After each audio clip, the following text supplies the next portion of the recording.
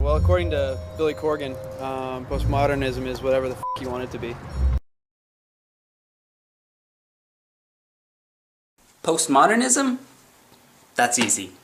The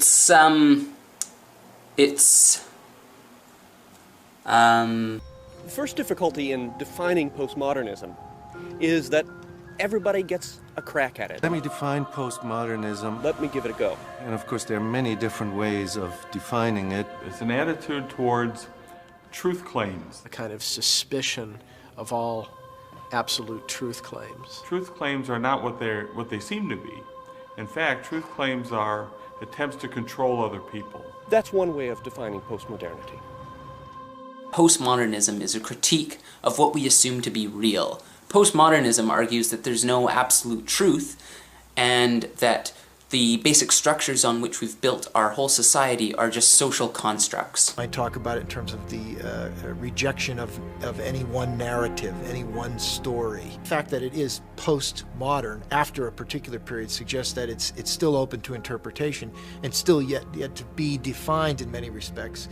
You don't know if it is an actual period or transition to another period.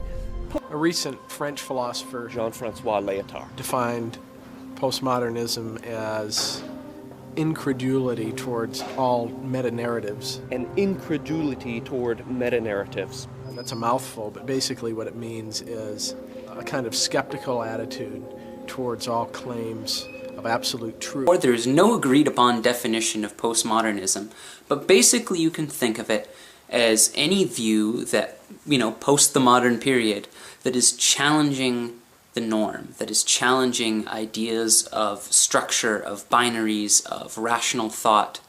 That's what postmodernism is supposedly in opposition to. So you get fragmentation, people pulled in different directions, even the same person pulled in different directions. Maybe there is no way we can find any kind of objective truth. As you can see, there are many interpretations to postmodernism, and not one true definition. My idea of postmodernism stems from modernism.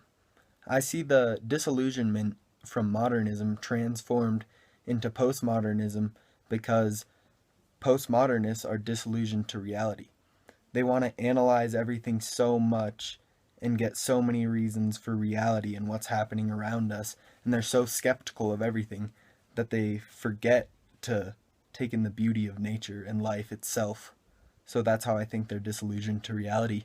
And postmodernism cannot be described because the idea of postmodernism that there are no definite ideas, terms, truths, or boundaries.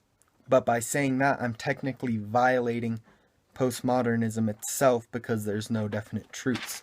But by saying that, I don't even know anymore. Politically, philosophically, creatively, the postmodern movement has proven itself a force to be reckoned with.